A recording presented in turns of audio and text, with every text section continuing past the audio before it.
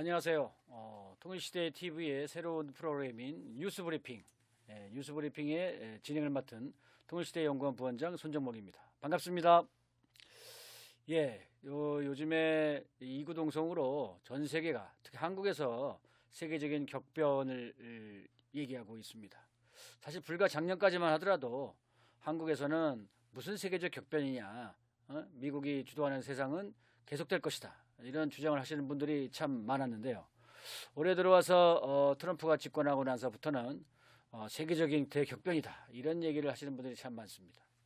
그래서 마치 격변이 최근 들어서 갑자기 시작된 것처럼 이렇게 보고 계시는 분들이 많고, 또는 트럼프 때문에 격변이 일어나는 게 아니냐, 이렇게 보시는 분도 많은데요. 사실은 그렇지 않죠.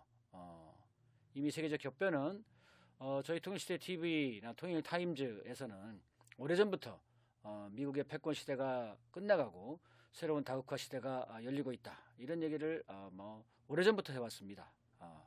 사실은 저희가 볼 때는 지난 2008년 미국의 금융위기 당시부터 미국 패권이 몰락이 본격화 시작되었다, 이렇게 보고 있고요. 또는 2009년에 새로운 브릭스 시스템이 만들어지는 그때부터 새로운 다국화 질서가 만들어진 시점이 아니겠는가, 이렇게도 보고 있습니다.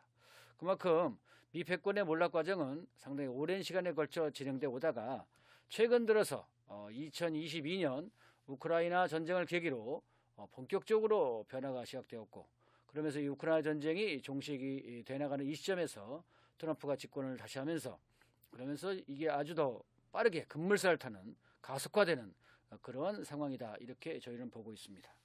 그만큼 이 다국화 세계 질서, 미 패권의 몰락은 비단 트럼프라는 새로운 정권이 출현해서 일어나는 현상이 아니고, 구조적으로 미국이 군사력과 경제력이 약화되고 또 이에 저항하는 새로운 신흥국들이 부상하면서 이 세계 질서의 판도가 역관계상에서 근본적으로 바뀌는 이런 상황이라는 거죠.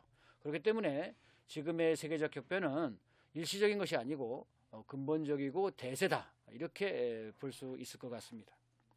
그래서 저희 뉴스 브리핑에서는 이런 세계적인 격변에 가속화되는 이런 상황들을 단지 소식을 전해드리는 차원이 아니고 그 주요한 사건들에 대해서 그 의미와 또 전망, 이런 거를 좀 해설해드리고 또 여러분들과 같이 토론해보는 그런 자리로서 새롭게 뉴스 브리핑을 만들었습니다. 그래서 오늘은 일단 먼저 저희가 준비한 것은 이 최근 들어서 미국이 북을 핵보유국이라고 지칭하고 화해의 손길을 비치는 듯이 보이면서도 실제로는 변함없이 한반도에서 군사훈련을 계속 강행을 해서 또 실제로 전쟁 위기가 더욱 고조되는 아주 특이한 상황들, 이런 것에 대해서 좀 먼저 짚어드리고자 합니다. 미국이 트럼프 대통령이 취임 일성이 전쟁을 끝내겠다는 것이었죠.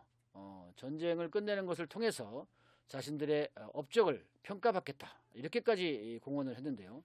오히려 한반도에서는 지금 전쟁 위기가 고조되고 있는 아주 특이한 양상이 연출되고 있습니다. 그래서 많은 사람들이 미국의 본질, 전쟁을 좋아하고 호전적이고 그리고 자신들하고 적대하는 나라들에 대해서는 끊임없이 싸우려고 하는, 그래서 한반도의 긴장을 계속 유지하려고 하는 패권적인 정책을 계속하고 있다, 이런 비판들을 많이 하고 있습니다. 그래서 오늘은 그러한 미국의 한반도의 한미연합훈련을 보다 더 크게 규모 있게 실시하면서 한반도 전쟁 위기를 고조시키는 상황과 이에 대응해서 북이 어떻게 대응할 것인가 하는 것이 이 두 가지 양축에 대해서 같이 검토해보고, 그러면서 한국의 내란 사태가 지금 거의 종결 지점까지 와닿는데요. 물론 윤석열이를 오늘 또 석방시켜준다, 이런 얘기까지 나오고 있긴 합니다만, 어쨌든 이 내란 사태에 대한 최종 판결이 파면 여부가 다음 주쯤이면 결정될 것 같은데요. 어쨌든 이 상황과 맞물려서 한반도 전쟁 위기가 어떻게 전개될 것인가, 그 점을 오늘 좀 집중적으로 살펴보도록 하겠습니다. 사실 지난번 미국에서는 인사청문회가 진행이 된 적이 있었죠. 지난 2월 달입니다. 2월 달에 인사청문회가 진행되면서 현재 미국의 국방장관인 피터 헤그세스 국방장관이 북을 핵보유국이라 이렇게 지칭하고요. 또 인도 태평양 지역 등 전 세계에 배치되어 있는 미군에 대한 편제를 재검토하겠다. 이렇게 표현한 바가 있습니다. 또 미국의 16개 정보기관을 총괄하는 DIA 국가정보국 국장에 새로 임명된 이 털시 게버드 국장 역시도 북과의 관계에 있어서는 긴장을 완화하고 충돌을 방지해서 또 북이 제기한 안보 문제를 장기적인 관점에서 해결해 나가는 그런 여건을 조성해야 된다. 이런 얘기를 한 바가 있죠. 그래서 저희들은 사실 한반도가 이제 드디어 긴장이 완화되고 충돌 방지하는 북미 간의 모종의 조치가 있겠구나. 이런 생각을 한 바가 있습니다. 사실 여기서 이제 우리가 주목해야 할 것은 북이 제기한 안보 문제. 이게 뭔가요? 이게 뭘까요? 북이 제기한 안보 문제라는 게 결국 뭐겠습니까? 미국이 북을 공격하는 거죠. 미국이 북을 공격하는 이 문제를 어떻게 해결할 것인가? 그것에 대한 장기적인 해결을 하기 위한 여건을 만들겠다. 이런 식으로 여건을 만든다는 건 뭐예요? 북미 간의 화해의 국면을 만들어서 미국이 북을 공격하지 않는다라는 것을 보여주겠다. 뭐 이런 취지로 해석이 되는 건데요. 어쨌든 이렇게까지 주요한 장관급들이 나서서 또 트럼프 대통령 본인도 북을 핵보유국이라 이렇게까지 지칭했죠. 그리고 김정은 위원장과도 좋게 잘 지내는 게 아주 좋은 일이다. 이렇게까지 했던 양반인데 어쨌든 그럼에도 불구하고 한반도는 조금 더 변함없이 오히려 작년보다 더 심각한 그러한 전쟁 위기 상황이 나오고 있습니다. 사실 이제 지금 이미 사실 시작됐죠. 한미 연합훈련 프리덤 실드가 4일부터 시작이 됐는데요. 10일부터는 이제 본격적인 야외 기동 훈련을 포함해서 본격적인 훈련이 20일까지 진행이 된다고 합니다. 근데요, 그 후속 훈련 과정까지 같이 고민하면 정식의 프리덤 실드는 열흘간이지만 실제로 그 이후에 각 분야별로 또 다른 훈련들이 준비 중에 있기 때문에 한 4월 말까지 이 연합훈련이 계속 이어진다. 이렇게 보고 있죠. 그래서 오히려 지금 이번에 한미연합훈련이 이제 더 문제가 되는 것은 뭐냐면 작년보다 더 규모가 큰 그리고 훨씬 횟수가 많아진 그러한 연합 기동훈련입니다. 사실 이게 이제 어떻게 보면 직접적인 이 전투훈련이죠. 전투훈련인데 이거를 작년 10번 했는데 올해는 16번을 한다는 겁니다.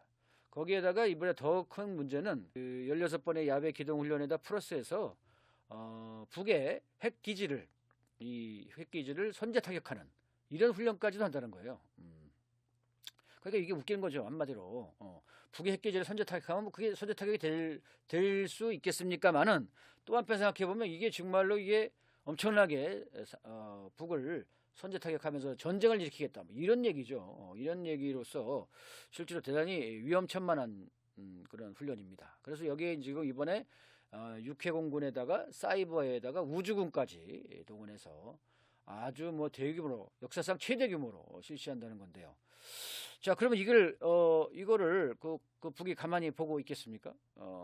이 진짜 가만히 안 있죠. 그래서 북의 입장에서도 며칠 전에 김여정 당 중앙위원회 부부장이 미국에게 여태까지 했던 경고 중에서 가장 강력한 그런 경고를 보냈습니다. 한번 읽어보면요.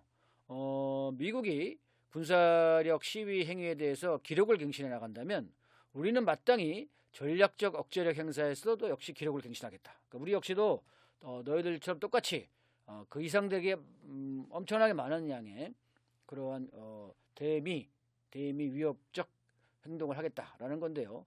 그것을 어떻게 표현하냐면 위협적 행동이다 이렇게 표현했죠. 위협적 행동. 한국의 국어사전 찾아보니까 위협적이라는 표현이 안 나오더라고요. 국어사전에는. 그러면 이게 뭔 뜻이냐? 어떤 분은 뭐 위력적이고 혁명적인, 혁신적인 뭐 이런 해석을 하던데 그것보다는 힘으로 상대를 압도하겠다 이런 뜻이라고 합니다. 그래서 전략적 수준의 위협적 행동을 적수국의 안정권에 대해서 증대시키는 선택안을 검토하겠다 이렇게 표현했습니다. 이게 무슨 말이냐?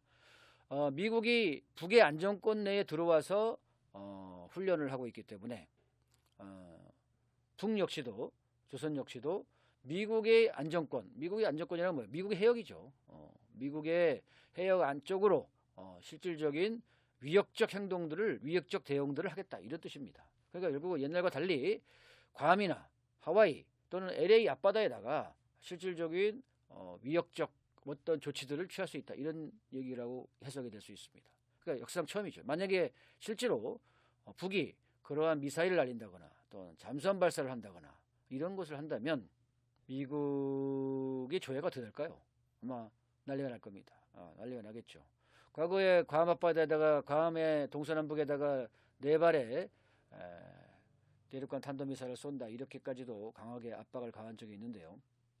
어쨌든 북에서는 아마 지금까지 이렇게 시험 발사 수준에서 보여줬던 그러한 중거리, 장거리 또는 순항 미사일 수준을 벗어나서 미국의 안정권에 대한 직접적인 위협적 행동을 할 것이다라고 할 수 있다라고 아마 여태까지 내어놨던 그 경고 성명 가운데는 최고의 경고 성명이 나왔고요. 3월 7일자인데요. 처절한 대가를 치를 것이다라고 조선중앙통신이 논평을 가했습니다. 그래서 이것도 역시 잠깐 그 내용 핵심적인 내용을 읽어보면은 기하급수적으로 증대되는 안전 위협을 감수하면서 그것을 방어적이라고 판단하는 그런 나라는 없다는 말입니다. 그래서 대응은 불가피하다 이렇게 얘기했고요. 그래서 똑같이 김여정 부부장 했던 것처럼 미국이 군사적 힘의 시위 행동에서 기록을 경신해 나간다면 우리도 마땅히 전략적 억제력 행사에서 기록을 경신할 수밖에 없다. 적수 국가들은 우리 국가의 자유적이고 점점 정정당당하며 위협적인 최강경 대응을 처절하게 치르게 될 것이다. 아주 강도 높은 대응 성명이 나왔습니다. 대응 입장이 나왔죠. 대응 입장. 야, 근데 여러분들 어떻게 보십니까? 북이 그러니까 이렇게 볼 때는요. 지금까지 시험 발사 수준, 고각 발사를 통한 1,500km에서 1,500km 정도 날아가는 정도 수준에서 머물렀던 그러한 정도의 대응이 아니고 사실 이제 평양에서 괌까지 거리가 3,400km고요. 하와이까지 거리는 7,200km입니다. 그리고 평양에서 워싱턴까지 거리는 11,000km죠. 11,000km입니다. 북은 이미 화성 15형, 화성 14형 때부터 이미 15,000km는 충분히 날아갈 수 있는 대륙간 탄도미사일을 선보인 바가 있습니다. 그래서 북이 지금까지 보유했던 가장 강력한 첨단의 핵무력 미사일들 또는 강력한 무장력들을 아마 이번에는 좀 다르게 미국의 영토나 영해, 영공 이 일대에서 뭔가 큰 행사를 하지 않을까 하는 우려를 나타내고 있습니다. 그래서 아마 3월 다음 주부터 이게 진짜 실제로 한미연합훈련이 본격화되면 아마 북 역시도 아주 역사상 강도 높은 초강경 대응을 최강경 대응이라 표현했죠. 최강경 대응을 할 것이다. 그렇게 되면 당연히 한반도의 전쟁 위기는 더욱 고조될 것이고 그리고 그런 과정에서 실질적으로 한반도가 과연 어떻게 될지는 더 두고 봐야 될 상황인 것 같습니다. 사실 우리가 좀 과거의 경험을 살펴보면요. 2017년에 트럼프 1기 때도 그랬었죠. 그때도 북미 간에는 엄청난 설전이 오고 갔고요. 그죠? 예. 지난 2017년에도 당시 김정은 위원장이 트럼프 대통령이 미치광이 전략으로 해서 북을 계속 위협하자 김정은 위원장이 나서서 직접 나서서 이 늙은 영감탱이야 이렇게까지 강도 높은 비판을 했었죠. 또 트럼프 대통령도 북에 대해서 화용과 분노 등등 하면서 마치 전쟁이 일어날 듯한 아주 강도 높은 위기가 조성된 바가 있습니다. 그때 이제 11월 29일 날 화성 15형이 시험 발사되면서 판도가 확 바뀌었죠. 그래서 그해 12월에 트럼프 대통령이 비밀리에 유엔 사무차장을 방북시켜서 정상회담을 제안하면서부터 급격하게 북미 간이 화해로 바뀌었던 경험이 있습니다. 이런 것을 봤을 때 지금 왜 미국이 북과 화해할 듯이 말로 표현하면서도 실제 행동에 있어서는 이렇게 긴장을 높이는가라는 것에 대한 일말의 해답을 준다고 생각이 드는데요. 제가 보는 견지에서는 아마도 미국이 특히 트럼프 대통령이 현재의 이 바이든 때 임명됐던 이 군부 세력들 미국의 이 군부 호전 세력들을 확실하게 아직 통제하지 못하고 있는 지점 여기 하나 있는 것 같기도 하고요. 또 한 가지 치면은 북이 진짜 어느 정도의 실력, 힘을 가지고 있는가, 군사력을 가지고 있는가 이런 걸 한번 또 검증해보는 그러한 어떤 기회를 만들려고 하는 게 아닌가 이런 생각이 듭니다. 그렇게 해서 만약에 실제로 북과의 대응에서 긴장이 극도로 올라간다면 미국 내에서도 아마 북과 전쟁하자라는 얘기가 쉽게 나오기는 어려울 겁니다. 왜냐하면 작년에도 이미 한반도에서 국지전을 사실 일으키려고 했었죠. 윤석열하고 미국이. 그래서 무인기도 날리고 했는데 결과적으로 그때 당시에도 북이 전면전 태세로 나오면서 미국이 전쟁을 기도를 접었던 과정입니다. 사실 내란이 실패하게 된 과정도 어떻게 보면 이와 직접적 연관이 되어 있죠. 미국이 북과의 전쟁 시도를 접으면서 전쟁을 하려고 하는 윤석열을 제거해 나가는 어떻게 보면 이렇게 그림이 짜여졌다고 볼 수도 있는데요. 바로 그렇기 때문에 북미 간의 전쟁 위기가 극도로 올라간다면 트럼프 정권의 입장에서는 이걸 명분으로 해서 전쟁을 안 하겠다는 입장이니까 이걸 명분으로 해서 군부의 호전 세력을 물갈이하고 그리고 새로운 분위기를 만들려고 하는 이런 의도가 있는 게 아닌가 이렇게 보여지기로 합니다. 사실 우리가 좀 주목해야 받을 것은 이러한 한미연합훈련과 한반도 전쟁 위기도 위기고요. 그런 과정에서 이번에 지난달 24일 북의 노동당 비서와 당 국제부장이 러시아를 방문한 겁니다. 이 러시아 방문에 대해서 의미가 상당히 큰데요. 이 이용 당 비서는요, 당 정치국 위원이기도 합니다. 정치국 위원이 7명인데요. 그 가운데 한 명이죠. 그만큼 최고위급에 해당이 됩니다. 아주 고위급이죠. 이 고위급 인사가 러시아의 집권당인 통합러시아당의 초청을 받아서 러시아를 방문해서 당대당 의정서를 서로 교환해서 3년간 서로 교류를 활발하게 하기로 합의를 하고 그리고 이제 그 통합러시아당의 의장이 메드베데프 전 대통령 지금은 국가안전보장회의 의장인가요? 이렇게 돼 있죠. 그렇게 하고 두 번째는 푸틴 대통령을 직접 만났다는 것입니다. 그러면 푸틴 대통령을 만나서 무슨 얘기를 했을까요? 글쎄 뭐 우리가 알 수는 없지만 언론에서는 김정은 위원장의 방러가 추진되는 게 아니냐 이런 보도가 나오고 있습니다. 실제로 러시아는 이미 작년 말에 이번 5월 9일에 있을 80주년 전승절 행사에 북의 인민군을 초청한 바가 있습니다. 그러면 군대만 갈 것이냐? 꼭 그런 건 아닐 수 있다 이거죠. 그래서 이미 중국에다가도 초청을 해서 시진핑 주석이 전승절 행사 때 방러하기로 수락을 했죠. 그렇습니다. 그리고 만약에 그런 과정에서 김정은 위원장도 만약에 5월 9일 전승절 행사에 방러를 한다면 아마 역사상 처음 3국 정상회담이 열리는 초유의 과정이 될 수도 있다. 이렇게 보여집니다. 그리고 거기에 더해서 이미 푸틴 대통령이 이번 전승절 행사에 미국서 큰 손님이 올 것을 기대한다. 이렇게 발언을 하기도 했었죠. 지난 1월 달입니다. 그러니까 이거는 무슨 말이냐? 푸틴 대통령이 미국서 큰 손님 그럼 누구겠어요? 트럼프죠. 트럼프 대통령입니다. 그 트럼프 대통령까지 만약에 전승절 행사에 온다면 그야말로 아마 일대 세계 질서에서는 아주 결정적 변곡점을 맞이할 수 있다. 이렇게도 보여집니다. 그래서 그걸 어떤 분들은 얄타 2.0이다. 이렇게도 표현하죠. 얄타 2.0이라는 것이 뭡니까? 얄타 협정이라는 것이 지난 45년 2월 달에 이세전을 이제 승전을 마무리한 전선국들이 모여서 반파시즘 전선이었죠. 히틀러를 몰아낸 반파시즘 전선에서 승리해서 당시에 소련과 미국, 영국 3국 순회자들이 모여서 전후체제를 합의했던 것이 바로 얄타 체제입니다. 여기서 유엔이 생겼죠. 유엔이 생겼습니다. 그래서 얄타 2.0이라는 건 역시도 아마 우크라이나 전쟁 종식을 계기로 해서 전후에 새로운 세계 질서, 새로운 세계 체제를 합의해 나가는 그러한 강대국들의 회의가 될 수도 있다. 이렇게 보여집니다. 그래서 근데 아직 뭐 트럼프 대통령이 꼭 간다 이런 아직까지 어떤 답도 없고요. 또 김정은 위원장이 직접 또 방러한다 이런 어떠한 그 보도도 없지만 어쨌든 이번에 당 비서가 러시아를 방문해서 푸틴 대통령과 뭐 회담을 했다는 것은 뭐 이와 관련돼서 중요한 하나의 진전이 있는 게 아니냐라는 추측이 나오고 있습니다. 그러면서 또 한 가지 생각해봐야 될 것은 지난 2월 18일 날 미국과 러시아 간에 서로 간에 회담이 열렸죠. 장관급 회담입니다. 이때 여러 현안들이 논의됐는데요. 그 가운데 한 가지가 한반도였다고 합니다.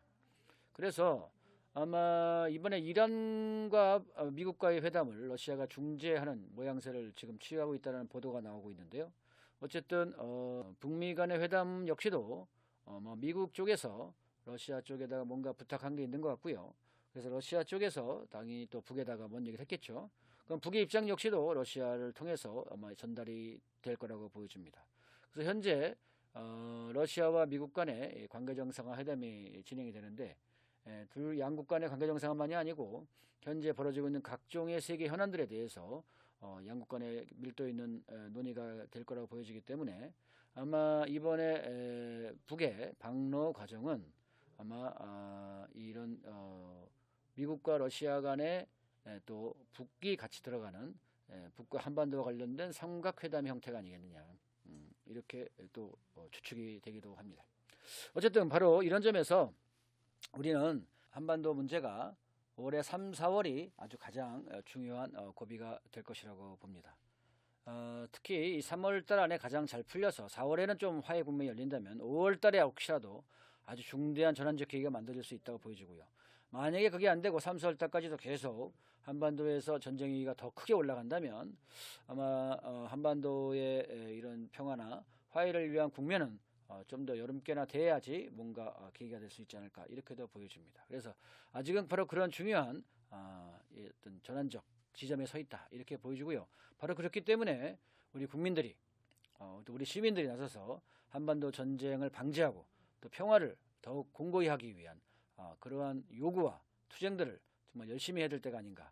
한미연합훈련을 반드시 중단시켜서 한반도의 평화가 공고히 될 수 있도록 하는 때가 바로 지금 우리한테 요구되는 게 아닌가 싶습니다. 어쨌든 북과를 화해하려면 미국은 대표적인 적대 정책인 한미연합훈련을 중단해야만 합니다. 완전히 종식시켜야지만이 아마 북과에도 회담을 열 수 있을 것입니다. 바로 그런 점에서 우리가 이번 이 한미연합훈련을 중단하는 이런 노력이 아주 절실하게 중요할 때라고 보여집니다. 예, 여기서 오늘 내용을 마치겠습니다. 시청해 주셔서 감사합니다.